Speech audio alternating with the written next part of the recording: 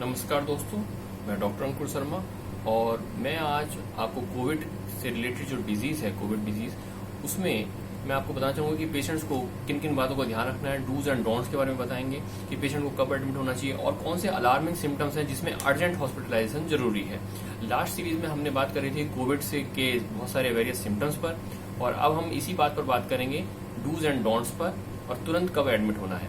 जैसे कोविड के लक्षण होने पर दूसरे दिन यानी कि 48 घंटे के अंदर अंदर आरटी-पीसीआर टेस्ट, हीमोग्राम, सीआरपी और यूरिन रूटीन ये जांचें करा लेनी चाहिए। यदि आरटी-पीसीआर की जो रिपोर्ट है कोरोना की वो नेगेटिव भी हो तो भी अन्य टेस्ट जरूर कराने चाहिए, हीमोग्राम, सीआरपी, यूरिन रूटीन और एक्सरे चेस्ट। जिनको साथ में कोई अन्य रोग हो, कोमॉर्बिड कंडीशन हो, जैसे पहले से ही किडनी की डिजीज है, हार्ट डिजीज है, थायराइड की मेडिसिन या डायबिटीज के लिए कोई मेडिसिन चल रही है, उनको चिकित्सक के दिशा निर्देश के अनुसार सभी जांचें जरूर करा लेनी चाहिए, जिसमें kidney function test, thyroid profile, iron profile, liver function test, lipid profile, ECG. और इसके अलावा कोविड के जो लक्षण होते हैं उनका ध्यान रखना चाहिए। अगर कोविड के लक्षण होने पर 4 से 5 दिन के अंदर अंदर डिजिटल एक्सरे चेस्ट पीएवीयू तो करा लेना चाहिए, चाहे रोगी को खांसी नहीं भी आ रही हो। कई बार ऐसा होता है कि पेशेंट को कोई सिम्टम्स नहीं होते हैं, सांस नहीं फूल रही, खांसी नहीं आ रही, परंतु जब दूसरे तीसरे दिन के अंदर भी एक्सरे कराते हैं तो उसमें निमोनिया का पैच मिल जाता है, ओपेसिटीज मिलती हैं, जिससे आगे क्या डिजीज कितनी प्रोग्रेस करेगी इसका एक आइडिया आपके डॉक्टर को लग जाता है।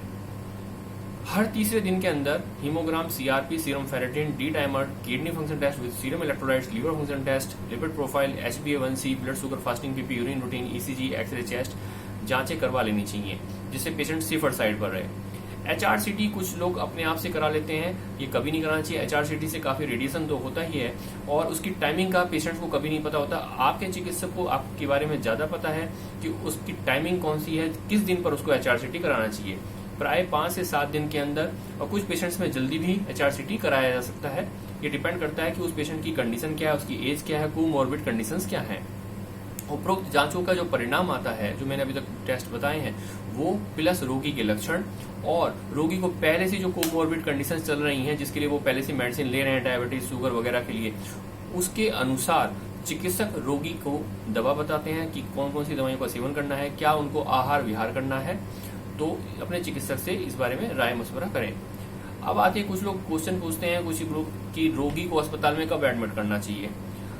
निम्नलिखित अगर कोई लक्षण होते हैं जो मैं बताऊंगा, उनके अनुसार और चिकित्सक के आपके दिशा निर्देश अनुसार उनके सुपरविजन में अस्पताल में रोगी को एडमिट कराना चाहिए। जैसे सांस लेने में तकलीफ होना, पल्स ऑक्सीमीटर में SpO2 का लेवल अगर 90% से कम है, ये सामान्य व्यक्तियों के लिए मैं बात कर रहा हूँ जिनको कोई कोमॉर्बिड कंडीशंस नहीं है, और 6 मिनट चलने के पश्चात SpO2 अगर 90% से कम होता है तो हॉस्पिटलाइजेशन कराना चाहिए। परंतु जिनको कोमॉर्बिड कंडीशंस है, पहले से किडनी डिजीज या हार्ट डिजीज वगैरह है, डायबिटिक वगैरह है और सीनियर सिटीजन है, तो ऐसे लोगों में 94% से कम होने पर ही हॉस्पिटलाइजेशन के बारे में सोचना प्रारंभ कर देना चाहिए।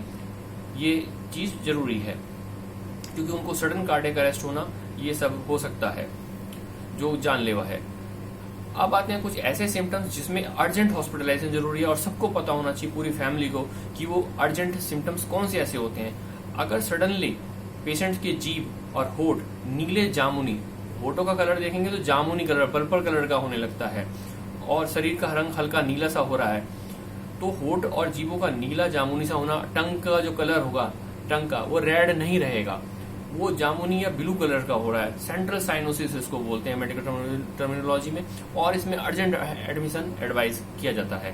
पूरे शरीर का जामुनी रंग का होना पेरिफेरल साइनोसिस कहलाता है, इसमें भी तुरंत हॉस्पिटलाइजेशन होना जरूरी है। इसका मतलब ही यही है नीला या जामुनी रंग होने का कि ऑक्सीजन का लेवल बहुत ज्यादा ड्रॉप हो रहा है, पार्शियल ऑक्सीजन लेवल काफी कम हो रहा है। या फिर फेफड़ों में हल्की सी वीजिंग, कबूतर के कू कू करने की आवाज, इसको वीजिंग कहते हैं, इसमें तुरंत हॉस्पिटलाइजेशन कराना चाहिए। ये जो सिम्टम्स हैं, साइटोकाइन स्ट्रॉम आने का मतलब ये होता है, साइटोकाइन स्ट्रॉम आने से होते हैं। साइटोकाइन स्ट्रॉम का मतलब यह है कि आपका इम्यून सिस्टम इतना डिसरेगुलेट हो चुका है कि वो दुश्मन यानी कि कोरोना वायरस पे अटैक करने के साथ साथ आपकी बॉडी पे भी अटैक कर रहा है। फेफड़ों की जो झिल्लियां है, सेल्स हैं, उनमें सूजन पैदा कर रहा है, और ये सडनली इतने ज्यादा सूजन बढ़ जाती है कि पेशेंट को ऑक्सीजन ही नहीं आ पाती है। एक्यूट रेस्पिरेटरी डिस्ट्रेस सिंड्रोम ये कहलाता है, और एक्यूट रेस्पिरेटरी डिस्ट्रेस सिंड्रोम में 50% पेशेंट रिकवर कर जाते हैं और 50% डेथ होने के चांसेस रहते हैं। तो इसको आप लाइटली मत लें और इसमें तुरंत हॉस्पिटलाइजेशन मस्ट है। घर पे ट्रीटमेंट से ये ठीक नहीं होने वाला है और इसकी वजह से भी कई पेशेंट्स कोलैप्स कर जाते हैं। अब हम बात करते हैं कि कोरोना वायरस के जो सिस्टमिक फीचर्स हैं, जो अलार्मिंग फीचर्स हैं, वो कौन कौन से होते हैं। अगर पेशेंट को चक्कर आ रहे हैं, शरीर का रंग पीला पड़ रहा है, बिल्कुल व्हाइट से हो गए हैं और घबराहट ज्यादा है, तो ये सिस्टमिक ऐसे अलार्मिंग फीचर हैं कि इसमें तुरंत एडमिट करना चाहिए। जैसे चक्कर आना, ब्लड प्रेशर 90/70 से कम होता जा रहा है, यानी कि हाइपोटेंशन है, ब्लड प्रेशर कम हो रहा है। इसके भी कई सारे कारण हो सकते हैं। सीरम सोडियम का लेवल कम होना, प्रोटीन का लेवल कम होना, सेप्टिसीमिया होना, यानी कि भयंकर संक्रमण हो गया है, उसकी वजह से ऐसा हो सकता है, जो कि ब्लड टेस्ट वगैरह, किडनी फंक्शन टेस्ट और बाकी की CRP वगैरह इत्यादि टेस्टों से पता चलता है। शरीर का रंग पीला होना। घबराहट के बारे में बताऊं, घबराहट में पल्स रेट अगर 60 पर मिनट से कम हो रही है और या फिर 120 पर मिनट से ज्यादा हो रही है, तो ऐसी कंडीशंस में पेशेंट्स को घबराहट हो सकती है और हॉस्पिटलाइजेशन करना जरूरी है, क्योंकि ये हार्ट से रिलेटेड हो सकता है। क्योंकि हार्ट रेट कम होना हार्ट ब्लॉक की तरफ इंडिकेट कर सकता है, जो कि ECG द्वारा डिटेक्ट होगा, तो ये बात पता होनी चाहिए। और अगर हार्ट रेट बहुत ज्यादा बढ़ रही है तो पेशेंट का PSVT या फिर वेंट्रिकुलर टैकीकार्डिया, SVT, ये सब की तरफ ध्यान देना होता है, जो कि हॉस्पिटल में ही हो सकता है या डॉक्टर के परामर्श के अनुसार। सेंट्रल नर्वस सिस्टम यानी कि ब्रेन से रिलेटेड, तंत्रिका तंत्र से संबंधित जो अलार्मिंग फीचर्स हैं, उनमें बेहोशी होना, दौरे पड़ना, बहुत ज्यादा तेज दर्द होना, सिर दर्द होना, बर्दाश्त से जो बाहर होता है, भ्रम होना। बेहोशी होना, सुस्ती होना, ये कब हो सकता है? ये फीवर की वजह से, जब बॉडी में बहुत ज्यादा फीवर हो और पेशेंट जो है इनटेक नहीं ले पा रहा है, पानी नहीं ले पा रहा, खाना नहीं ले पा रहा, तो उसका इलेक्ट्रोलाइट इम्बैलेंस हो जाता है। सीरम सोडियम का लेवल कम होने से उसको सुस्ती छा जाती है, दौरे पड़ने के चांसेस बढ़ जाते हैं। ब्लड ग्लूकोज का लेवल कम होने पर भी बेहोशी छाएगी और डायबिटिक लोगों में तो ऐसा ज्यादातर होने के चांसेस बहुत ज्यादा हैं। सेरिब्रल इन्फेक्शन या ब्रेन से रिलेटेड कोई इन्फेक्शन हो गया है, वायरल मेनिंजाइटिस या वायरल एंसेफेलाइटिस होने के बाद में भी बेहोशी होना, सिर में दर्द होना, बहुत ज्यादा तेज सिर दर्द होना, ऐसे सिम्टम्स आ सकते हैं। सीरम सोडियम का लेवल कम होने और ब्लड ग्लूकोज का लेवल कम होने और कैल्शियम के लेवल को कम होने पर दौरे पड़ने के चांसेस बहुत ज्यादा बढ़ जाते हैं। और दौरों की वजह से एकदम से जो सिक्रेशंस होते हैं मुंह के, लार वगैरह, वो फेफड़ों में जाने से फेफड़ों के और डैमेज होने का खतरा बढ़ता चला जाता है, पेशेंट कोलैप्स कर सकता है, पेशेंट की मृत्यु हो सकती है। अब हम बात करेंगे हृदय से संबंधित कार्डियक। छाती में दर्द होना, छाती में दर्द होना हार्ट अटैक की तरफ सूचित कर सकता है, जिसमें ECG अर्जेंटली और टॉप आई टेस्ट वगैरह कराने चाहिए, कार्डियक मार्कर, जिससे पता चले कि कोई हार्ट अटैक तो नहीं हो रहा है। अगर छाती के दर्द में पसीने आ रहे हैं तो ये इसकी और ज्यादा इंडिकेट करता है। महिलाओं में केवल थकान भी एक लक्षण हो सकता है और थकान कोरोना में भी होती है, कोविड में, तो इसे डिफ्रेंशिएट करना मुश्किल होता है, इसलिए ECG करा लेने में ही समझदारी होती है। इसके अलावा छाती दर्द के कुछ अन्य कारण भी हैं जो कोविड में होते हैं। पल्मोनरी एम्बोलिज्म, पल्मोनरी एम्बोलिज्म यानी कि खून का थक्का पल्मोनरी आर्टरी के अंदर जम गया है, जो सप्लाई करती है फेफड़ों के अंदर, जो रक्त की सप्लाई करती है, उसी में ही खून का थक्का जम गया है। ऐसे में छाती दर्द हो सकता है और पेशेंट को देखकर डॉक्टर एडवाइस कर सकते हैं CT angiography, D dimer urgently. हृदय का बहुत तीव्र स्पंदन होना, ऐसा होना कि हार्ट बिल्कुल फटा जा रहा है, बाउंसिंग, बहुत तेज तेज धड़क रहा है, 150-200 से अधिक हार्ट रेट हो जाना, और ये हार्ट रेट बहुत जानलेवा हो सकती है, क्योंकि हार्ट का जब रिदम बिगड़ता है, अगर हार्ट का हिस्सा है आर्ट्रियम, वो हिस्से जो छोटे हिस्से होते हैं आर्ट्रियम, वो अगर स्पंदन नहीं कर पा रहे हैं और बड़ा हिस्सा वेंट्रिकल ही स्पंदन कर रहा है, तो वेंट्रिकुलर टैकीकार्डिया हो जाता है। वेंट्रिकुलर टैकीकार्डिया कुछ समय के पश्चात वेंट्रिकुलर फिब्रिलेशन में कन्वर्ट हो जाता है और ऐसे पेशेंट सडन कार्डियक अरेस्ट से, डेथ से एक्सपायर कर जाते हैं। तो इस चीज का ध्यान रखना होता है कि फीवर की वजह से और डिहाइड्रेशन की वजह से हार्ट रेट बहुत ज्यादा तो नहीं बढ़ रही है, और सीनियर सिटीजन्स में तो ये होने का खतरा अधिक है, परंतु यंग पेशेंट्स में भी कार्डियक अरेस्ट कोरोना की वजह से काफी देखने को मिले हैं। अन्य खतरनाक लक्षण क्या क्या हो सकते हैं जिनमें ध्यान देना जरूरी है? हर पेशेंट के अटेंडेंट को पता होना चाहिए कि आपके पेशेंट को यूरिन बराबर आना चाहिए, हर 1-2 घंटे में आना चाहिए। अगर 6 घंटे से अधिक पेशाब नहीं आ रहा है और मुंह सूखा जा रहा है, जीभ सूखी पड़ी है, तो उनको अर्जेंट फ्लूइड की जरूरत है। डॉक्टर से आप बात करें, हॉस्पिटलाइजेशन मस्ट है। शरीर के किसी भी अंग से रक्तस्राव होना, मासिक धर्म का समय से पूर्व आना या अधिक मात्रा में आना या अधिक दिनों तक आना, ज्यादा क्वांटिटी में और ज्यादा ड्यूरेशन तक होना, या मलमूत्र के साथ में रक्त आना। मलमूत्र के साथ कैसे आ सकता है? मल का रंग या तो ब्लैक कलर का हो सकता है, कोलतार जैसा, या लैट्रिन करते वक्त ब्लीडिंग होना, और मूत्र के साथ में ऐसा हो सकता है कि लाल कोको कोला कलर, भूरे रंग का यूरिन अगर आता है रेड ब्राउन कलर का, तो इसका मतलब है कि हेमेचूरिया यानी कि पेशाब के साथ में ब्लड आ रहा है। या हरे रंग की या खून की उल्टी होना, ये सब लक्षण हो सकते हैं। खून आने का क्या कारण हो सकता है? कोविड के अंदर ये देखा गया है कोरोना वायरस में, और इसकी वैक्सीनेशन के बाद में भी कुछ ऐसे फीचर्स, कुछ पेशेंट्स में ये देखा गया है कि इसमें प्लेटलेट की डिफिशियंसी होती है। प्लेटलेट कुछ जगह तो जुड़ जाते हैं, आपस में खून का थक्का बना लेते हैं, और कुछ जगह इनकी डिफिशियंसी होती है, जो कि थ्रोम्बोसाइटोपिनिया थ्रोम्बोसिस सिंड्रोम कहलाता है, TTS।